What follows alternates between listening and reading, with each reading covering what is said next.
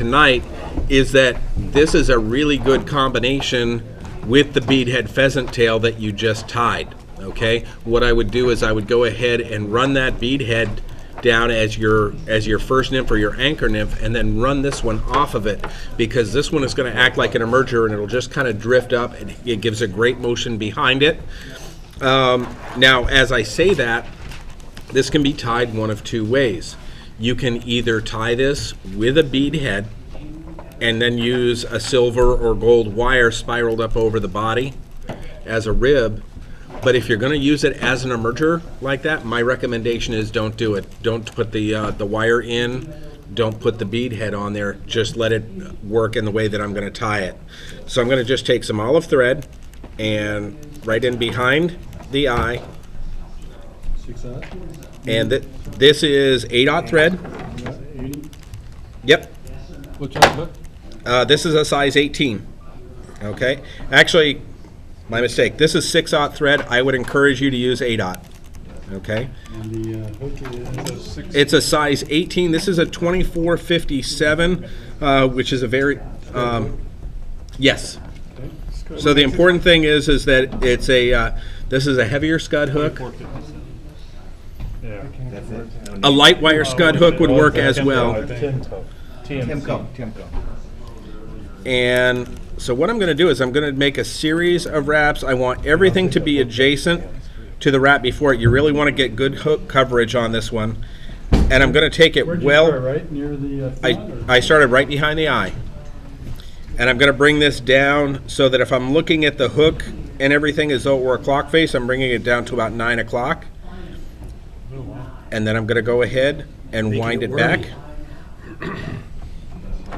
9 o'clock is like a third of the way down the bend. It's more like 2/3, almost down to the second bend where you get to the where you start to go out towards the barb and the point.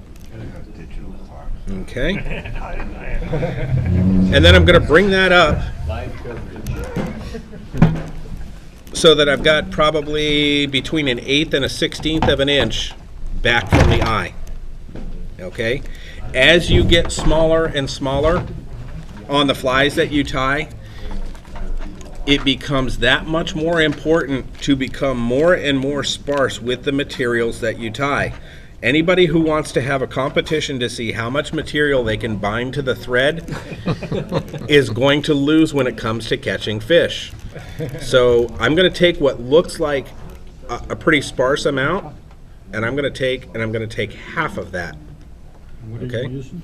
And this is some hairline dubbin in a sand color. And you can see that what I've got here is just barely enough to cover the hook, or cover the thread, excuse me. Okay.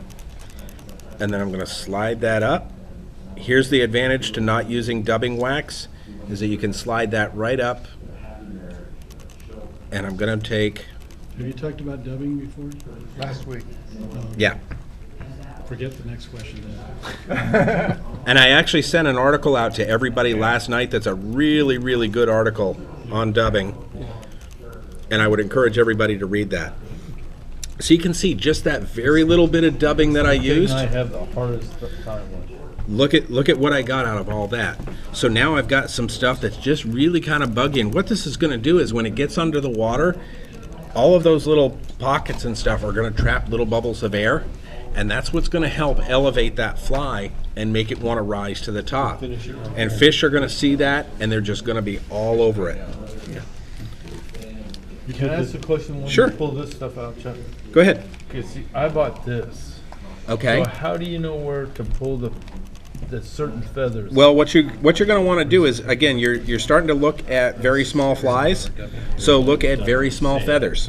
Okay, so what I've got here is I've got a bag of Hungarian partridge, and I'm going to start looking.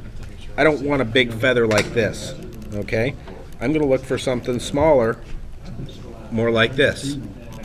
Okay, and then what I'm going to do is, again, it's very, very easy to get caught up in the whole thing of putting too much material on.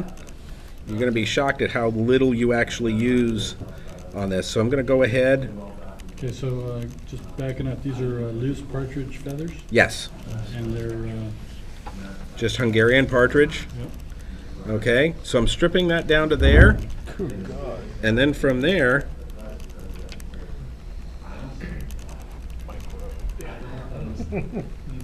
How did you decide which feather to take?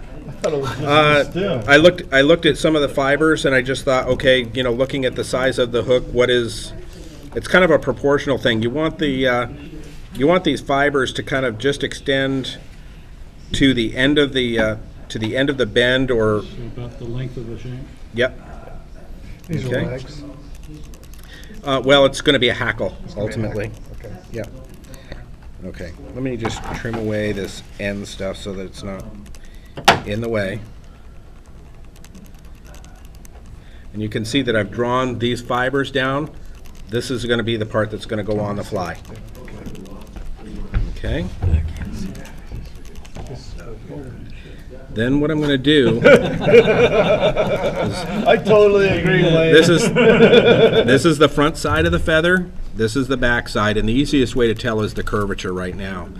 But what I'm going to do is I'm going to turn the feather upside down so that right now that feather, I'm just pinching it against the top with my thumb, and I'm going to take a couple of turns just to hold that Concave side up? right. Exactly. You're so scientific. And then you're tying it in by the tip. Yes. So I'm going to go ahead and tie that in. Now, what I'm going to do is I'm just going to kind of wiggle that, and as I start to wiggle this, you'll see that tip just kind of slide forward just a little bit. And like 2 wraps? Kind of exactly.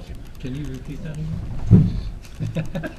So I bunched that forward, and all I did was just enough so that now I can pull it back over itself and do a couple more turns. Now what I've done is I've locked that in so that it's not going to pull out as I start to wind the hackle forward. And then I'm going to move the thread right down behind the eye. Hackle, This is a hackle feather. what's it? Oh, Okay. hackle is. Hackle means anytime. Typically, what it means is you're going to wind this quill around the shank of the hook, and so that the fibers spread out. So now what I'm doing is I'm just going to stroke all those fibers backwards.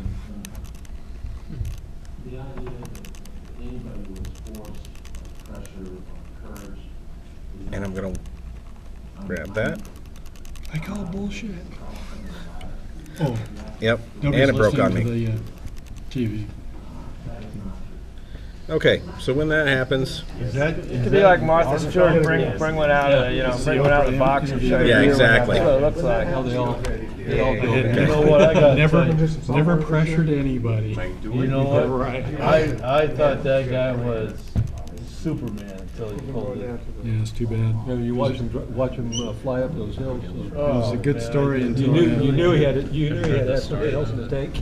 Well, you're saying once someone especially have a big ball to come out on open and fill that. Yeah. So is that true? Because a lot of people have speculated. And maybe you could say Yeah. That's a side effect of the which one, EPO or? I think so. That's what he was doing. What's the side effect? Do you have some reference for that? Because a lot of people were speculating and they couldn't find Yeah.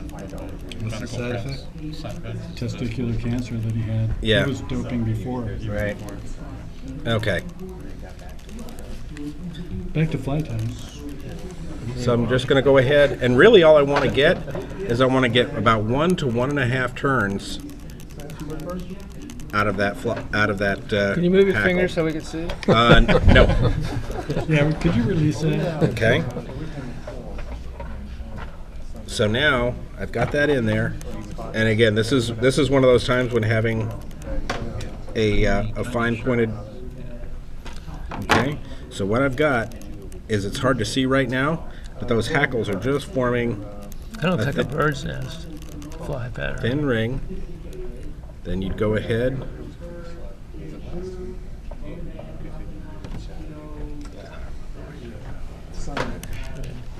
Close your pants there. Okay. Yeah, I got a cool finish. I can show you. Oh, I'm just. I gotta So what are the characteristics of that Hungarian partridge? It's just got a really, really nice modeling to it. Modeling meaning just sort of a flecked type of thing. So what happens is Second. you can see that that's really quite sparse. How many flies did you have? 2 flies. Okay. The heckle. And so the little bit of dubbing that you put in the thorax just helps it trap little bubbles of air. So like I said, you run the beadhead nymph, that's going to want to sink. You put this behind it, and what it's going to tend to do is have a tendency to drift up with the current behind it, and 9 times out of 10, the fish will just clobber it. Guaranteed. No. 9 out of 10. Wow. 9 times that. Damn. Should have guessed it 10 times that. So where did you start and finish that dubbing? The dubbing was all just winds right on top of itself. And About 3 to 4 turns right okay, on top of it. you wrap thread around it. So I then took you- the thread down and Okay. back up. All right. And then right at about 12 o'clock, so about 1/8 of an inch behind the eye of the hook, All right. That's when you started dubbing. that's where I put that little bit of dubbing in there. Just once around with that. Probably once or twice. Okay. But you can see it's just a hint. This is all just sort of a suggestive pattern. It's not meant to be a true imitation of anything, but man, does it work. So, and I've used it. This is a pattern I started using when I was a kid back in New Hampshire, and it worked on rivers back there.